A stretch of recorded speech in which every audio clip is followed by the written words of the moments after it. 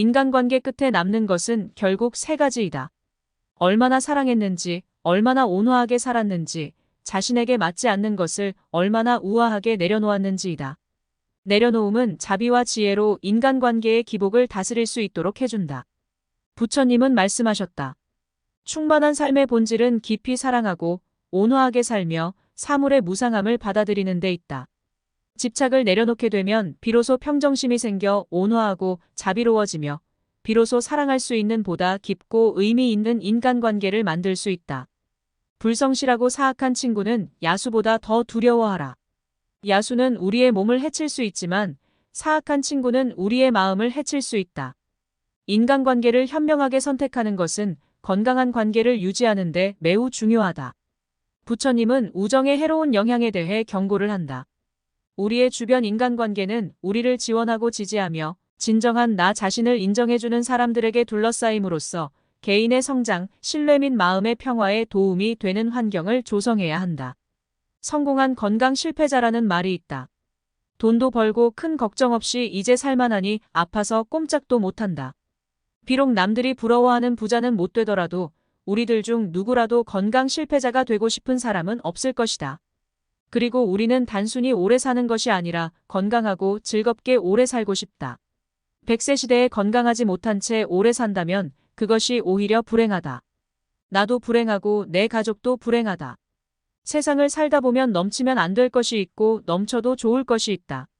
넘치지 말아야 할 것이 넘치면 자신의 몸과 정신을 해롭게 한다. 돈 욕심, 출세 욕심, 집 욕심 등 지금 많은 사람들이 끝없는 욕심으로 스스로를 달달 볶는다.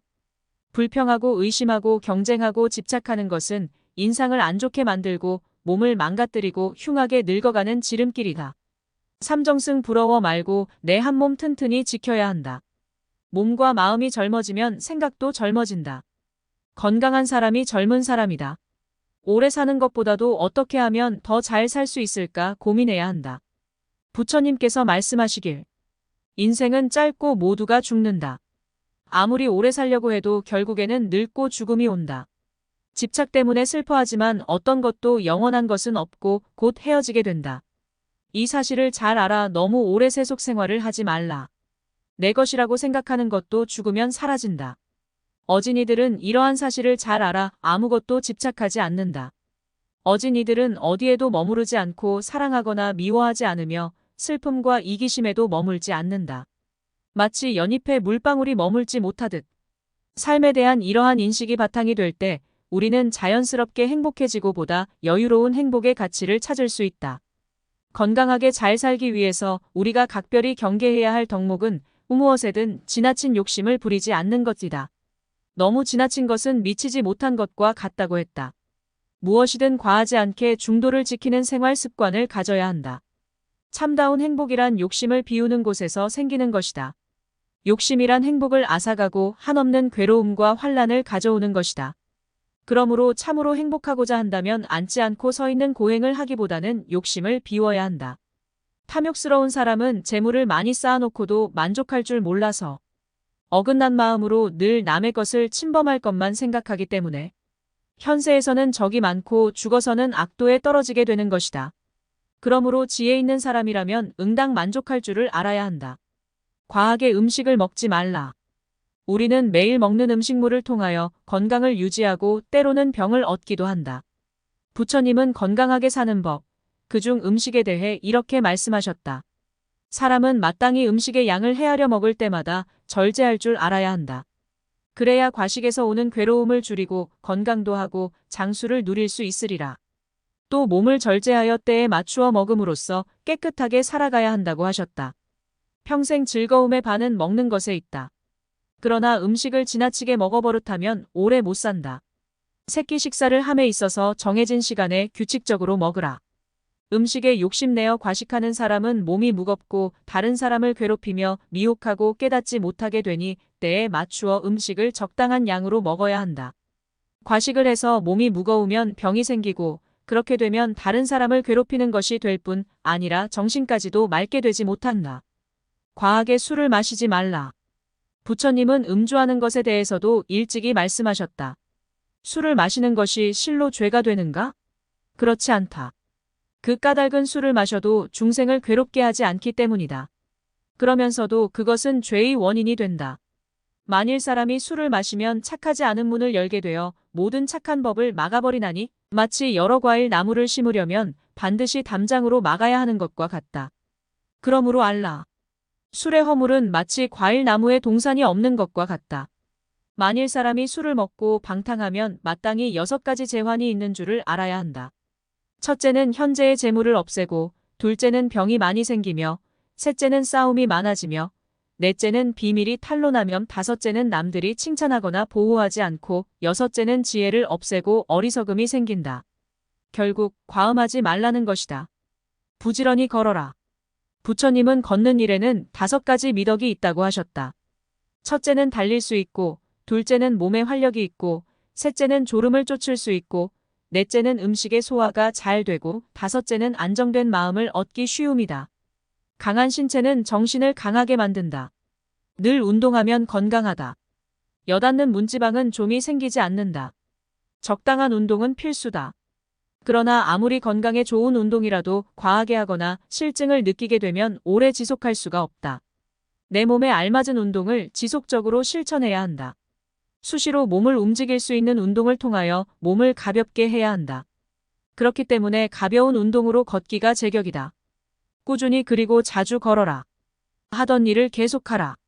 몸이 수고롭지 않으면 게을러서 못 쓰게 된다. 항상 활동해야 한다. 약간의 노동은 건강에 좋다. 다만 스스로 버틸 수 있는 한계를 넘어선 일을 해서는 안 된다. 누구나 자신이 견딜 수 있는 신체 및 정신적 체력이 있다. 그 체력에 맞게 생각이 든 일이든 진행하는 것이 좋다. 욕심을 부리지 말고 오래 해도 질리지 않을 좋아하는 일, 의미 있는 일을 해야 한다. 그리고 선택했으면 그 일에 몰입하는 것이 중요하다. 나이 들어 과로하게 되면 쓰러지면 늙음을 오히려 재촉하게 된다. 참아라. 그렇게까지 화낼 일이 아닌데도 심한 욕설이나 고함, 심지어는 폭력을 휘두르는 이들이 있다. 누구나 한 번씩 불안하거나 우울해하며 불면증에 시달린다. 경쟁 사회에 놓이다 보니 늘 자신의 이미지와 능력을 확대 포장해야 하는 강박관념을 느낀다. 사회는 거대하고 조직적인데 내면에는 그것을 따라가지 못해 열등감이나 좌절감을 겪다 보니 자신을 방어하고 숨기려는 목적으로 쉽게 화를 내고 분노하는 이들이 많다.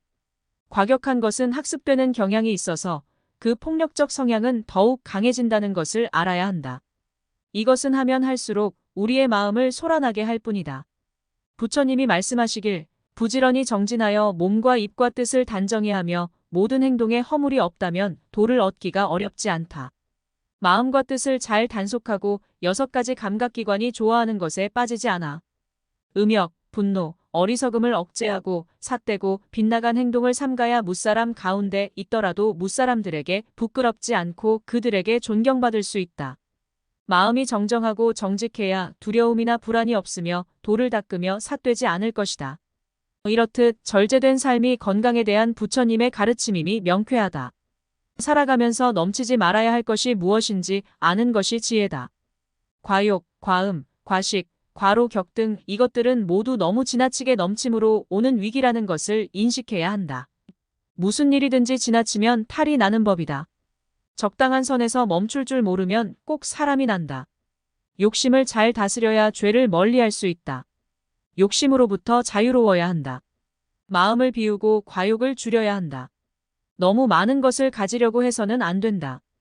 더 많은 것을 소유하려고 하지 말자. 더 좋은 집, 더 좋은 차, 더 높은 권력이나 명예 등을 찾지 말자. 다른 사람보다 더 많은 것을 가져야 한다는 생각은 부족한 생각이다. 이런 사람은 알고 보면 가난한 사람이다. 마음이 부유한 사람은 자신의 분수를 알며 적당한 생활을 즐긴다. 만족하고 감사하며 하루하루를 즐겁게 살아간다. 이것이 스트레스를 줄이고 편안한 마음가짐으로 곱게 늙어갈 수 있는 비결이다. 많이 베풀어라. 불교에서는 돈이 없어도 남을 도울 수 있는 7가지 보시라는 뜻의 무제칠시가 있다. 첫째는 얼굴에 화색을 띠고 부드럽고 정다운 얼굴로 남을 대하는 것이다. 둘째는 말로써 베푸는 것이다. 칭찬하는 말, 위로하는 말, 양보하는 말, 부드러운 말로 남을 도울 수가 있다. 셋째는 어질고 착한 마음을 가지고 사람을 대하는 것이다. 자비스러운 마음으로 사람들을 대하면 사람들에게 행복을 주기 때문에 마음으로 베푸는 것이 된다. 넷째는 부드럽고 편안한 눈빛으로 사람을 대하는 것이다. 안온한 눈빛 하나만으로도 남을 돕는 것이 된다. 다섯째는 몸으로 베푸는 것이다. 남의 짐을 들어준다거나 사람을 만나면 공손하고 예의 바르게 인사하는 것도 몸으로써 남을 돕는 것이다. 여섯째는 자리를 남에게 양보하는 것이다. 일곱째는 잘 곳이 없는 사람에게 머물 장소를 제공하는 것이다. 묻지 않고 상대의 속을 헤아려주는 것을 말한다. 이것은 넘치면 오히려 좋은 것들이다. 이것이 넘치면 사회는 유익해지고 감사할 일들로 넘쳐날 것이다. 만일 모든 고뇌를 벗어나고자 하거든 마땅히 족함을 알기를 자세히 생각하라.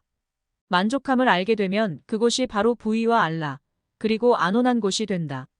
조함을 아는 사람은 비록 맨 땅에 누워 있어도 오히려 편하고 즐거움이 되지만 족함을 알지 못하는 사람은 비록 천당이 있어도 마음에 들지 않는다. 족함을 알지 못하는 사람은 비록 부유하나 가난하고 조함을 아는 사람은 비록 가난하나 부유하다. 족함을 알지 못하는 사람은 항상 오욕에 이끌려 다니기 때문에 만족함을 아는 사람들은 이들을 불쌍히 여긴다. 이것을 일러 족함을 알미라 하느니라.